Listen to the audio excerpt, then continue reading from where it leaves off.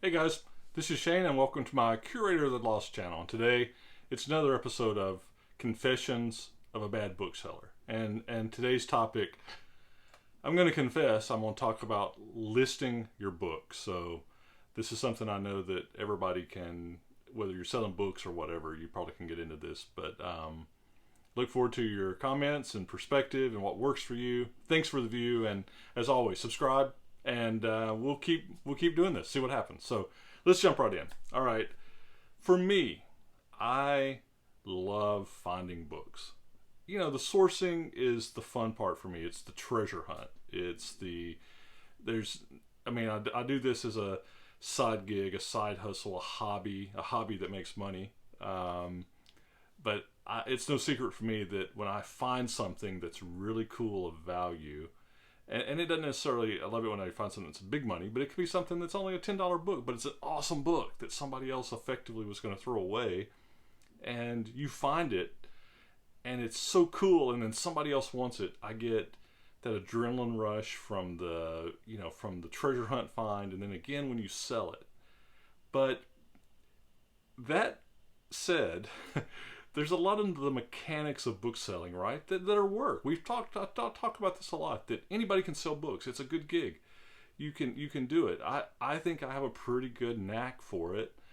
I have good sources, and if you're not really inclined to understand books and you don't have good sources, you probably need to do something else. But anybody can do this. But there is work to be done, and one of those areas of work are listing the books.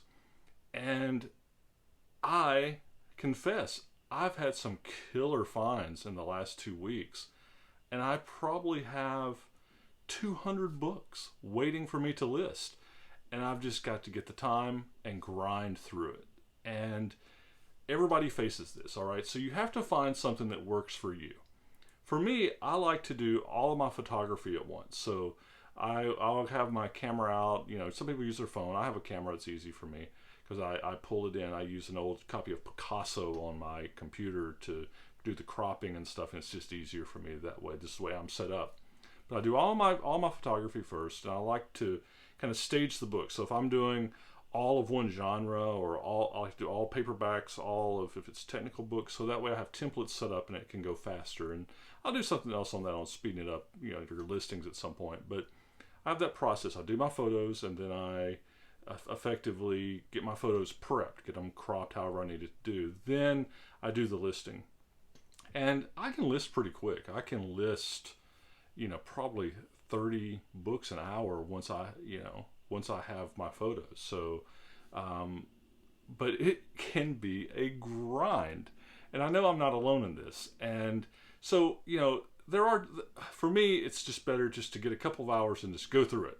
But I've started where I'm trying to say, okay, whether it's, late at night or early in the morning with coffee, go ahead and just list 5 at a time and just get them out there, because invariably I'll have a book that's on my shelf to list, and I'll list it and it can sell in just a few hours. And you think, why did it sit here, right?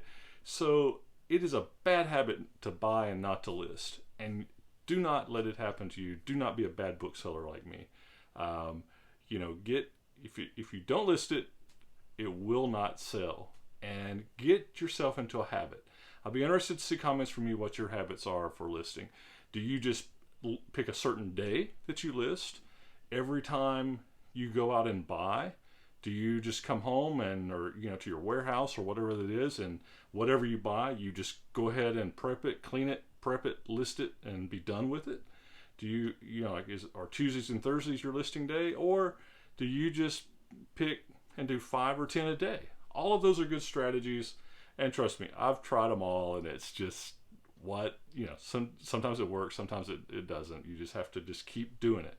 But it can be a grind, but I'm interested to see what works for you. For me, what I like to do is just to have a block of time and just do it. But I find when I have big hauls like I've had lately, I don't have a big enough amount of time, and I do need to do 5 or 10 a day and just start kind of chipping away at it. How do you eat the elephant?